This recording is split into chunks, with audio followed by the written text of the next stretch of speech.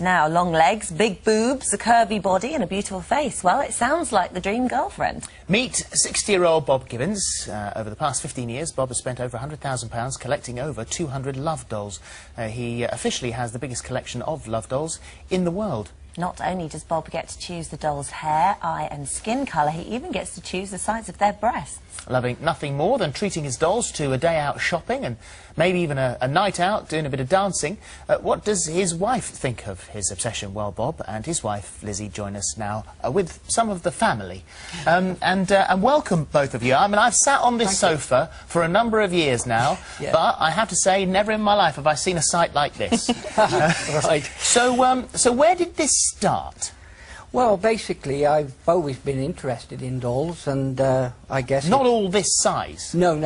In fact, it actually started, really, I suppose, buying, you know, toys for the children, and I always used to buy them, in fact, when they were, you know, quite high, rag dolls and things like that. You know, they weren't small, they were always about 3 or 4 foot tall, and I guess it started from that, really. I then moved on and bought shop mannequins and collected those for a number of years, and that collection grew quite a bit. And then I found a forum for the silicone dolls, and I thought, wow, you know, wouldn't it be nice to start collecting those? And as a wife, well, I mean, it's all sort of well and good when your husband has this, you know, interest in dolls, the way they're made, you know, the different style of them.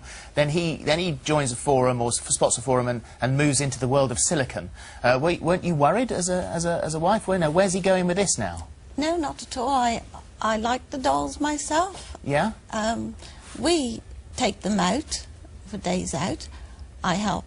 We dress them and do their makeup and everything together. So obviously anyone watching would think, right, okay, that seems a little strange that you would get them ready and take them out.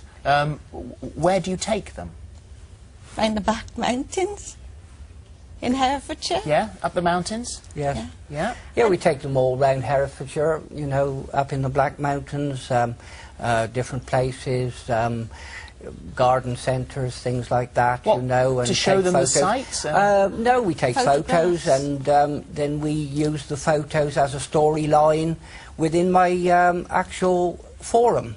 So we have a forum, a free forum, where members can go and join, and they can follow the storylines of the dolls. So this is very much an 18-plus website that you've got, which we should point that out. Yes, that's very exactly. important. But what you are doing is, so it's a sort of the world of dolls. You take them out, you tell stories. You know, Exactly.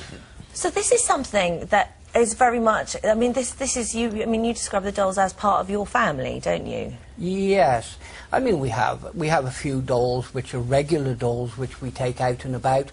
And, you know, they're in the house, and they're in the house at regular times. And, of course, they have become part of the family, I suppose. We're quite used to having them around and about. Do you have favourites?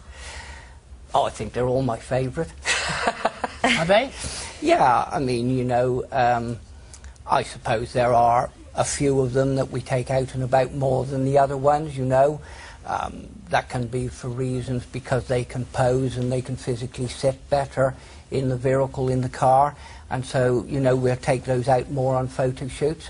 But to actually say I have an actual favourite is difficult, because they're all my favourites. I mean, what is indeed. Is it Jessica? Jessica's the one that's got the special extra feature.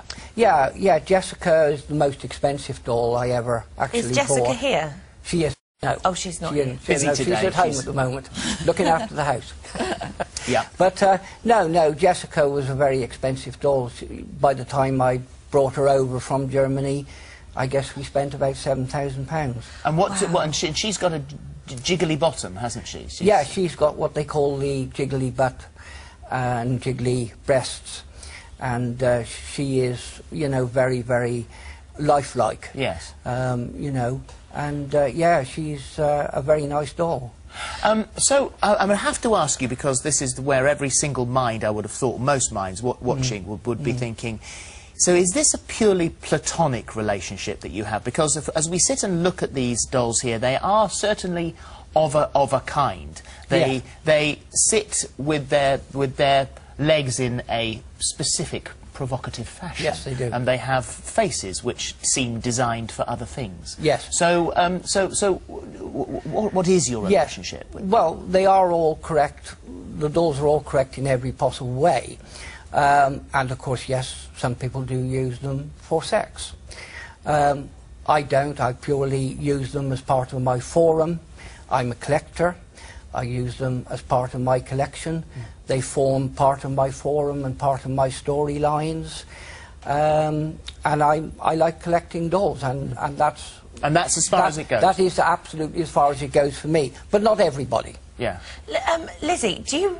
I mean, you're sharing your house with 240 dolls that, you know, Bob sort of was brought into your life. I mean, do you ever feel slightly left out, or I mean, you look at these women and, you know, they're all sort of perfectly proportioned, and, you know, he's created these women to be the perfect eyes, the perfect features, the perfect shape, exactly, you know, he's created his ideal woman.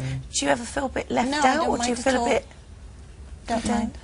No, and I think really, I mean, you know, before we had the dolls, being a mechanic and being my business, electronics on cars, I spent most of my time in the workshop. So we spent less time together then, when I was working on cars and building cars and electronics and things like that. Well, that would explain how you managed to afford such an expensive hobby as well as it is. How do you afford this hobby, which is well, yeah, I mean, you know, hard work. Yeah. Yeah, Okay. purely hard work. And you say that your engineering has helped you create the clips that go on their feet so that you can dance with them. Yeah, exactly. I did actually build a dancing doll, and being an engineer, you know, I designed the actual skeleton for that doll so that she could move her legs, move her arms, and move her feet in the right way, and she actually attaches to my shoes so that I can actually dance with her. Some of them are very young, aren't they? They look very young, a bit sort of almost disturbingly young. Yeah. Well, not almost, actually quite disturbingly You young. can say that about some of them, yes. They're more the Japanese dolls, and of course a lot of the Japanese, they do look young, and of course they tend to make the dolls shorter because they're very heavy in weight. So you've got to imagine, because they're very, very heavy in weight, the shorter they are, the less silicone is used. So they're a lot more manageable than the real doll, for instance. Doesn't that make you feel a little strange, though, knowing that you've explained very clearly that your interest in them is not a sexual interest, Yes. that these dolls are made to look like children, but, as you say, operate in many different ways? Yeah, well, of course, again, I mean, you know, I don't see them that way, so you might say it's difficult for me because I don't see them that in that light. I don't see Some of them are dressed way. quite provocatively, though. Yeah, And I mean, you've that. dressed them, haven't you? Yeah, exactly. Yeah, yeah. We've dressed them, but I don't really believe that a lot of the dolls look out of place. I mean, if you saw, you know, younger people or teenagers in the street, I don't believe they look any different. Have they all got names? Yeah, indeed they have. So introduce us to some of them. Yeah, sure. Who have you got here? Well, over there is Nadia. She's one of the dolls I actually made myself. This one here is Jodie. She's another one that I've made myself. She's got an internal skeleton. This one, Charlotte. This one here is Katie. This is Lolly. She's a bit boss-eyed, isn't she, Lolly? Yeah, I'm afraid she is. She needs a matchstick in her eye just to move her eyes, because the eyes do actually move, right, and so you know you can make the eyes look this way or that way, up and down. The one next to Lolly is very realistic. Yeah. That's sorry, that's Lizzie. Yeah. Sorry. Yeah, she's fine. Yeah, she's the most beautiful. This one, I'm interested by the one behind here, with the very big eyes. very big eyes. Yeah, that's what they actually call a boy toy. They come from the USA. But to be honest, you can actually shut the eyelids down on that doll, so the eyes then become smaller. They're actually really, really nice doll, because I've seen absolutely beautiful photographs of that doll looking at certain items and looking at certain things, Yeah. you know, and focusing her eyes in the right direction, and they look stunning. They're Well, amazing. your blog actually said, today the dolls are getting ready for the TV show. It's been pandemonium here, pillow fighting about who's going, Yeah. who's wearing what, who's Yeah. having the first bath. Some want their dress taken in, fix my zip, do my makeup, brush my hair. What a day. So, Yeah. my goodness me, it's non-stop. Absolutely. No, it has been non-stop. In actual fact, the preparation to get the dolls here and dress them, bath them, everything has been probably 3 days' work. Lizzie, you just living your husband's dream. I mean, do you feel like you do this because it's his thing? We spend a lot more time together since we've had the dolls. And we like taking them out for their drives and having photographs taken. I like to see what other people think when they see the dolls in the car. They have to look twice. Well, what do they think? I mean, you've They're got kids. What do they? I know they're grown up and moved out, but what? Our children are fine. Yeah. Yeah. I mean, you know, we take them out and about, and really, I mean, if we pulled up at a clothes shop, for instance, you know, we'd soon have a crowd of people round. You know, they'll have a group and they'll look at the dolls for quite a period of time, and because the dolls are very still, you know, they'll think, it can't be a real person. And then, of course, they'll... Oh, this man is carrying a body. Well, they'll come across and literally, you know, have a look, want me to show them the doll, get the camera phones out, want to take a picture. I even had one lady, actually, she went home and got her camera and came back. So it just goes to show you. And I've never, ever had a bad comment made about the dolls when they've been seen in public. Well. I mean, if people ever come to stay at your house, they must be terrified to go and get a glass of water in the middle of the night. Well, they don't come and stay very often. But really? Yeah,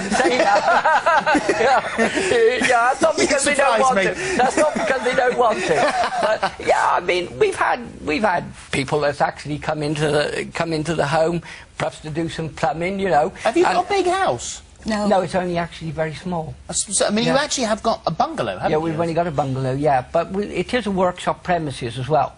So it's a business premises. So you've got to imagine that, you know, the workshop and the storeroom forms part of the storage. There must be a row as to who gets in the bed. You know, which one gets to sleep in the bed at night and who has to stand up by the side. The dolls aren't allowed in our bedroom at all. Right, and so this is the spare room here. Absolutely. So yes. you've got 240 dolls and only space for 2 sleeping.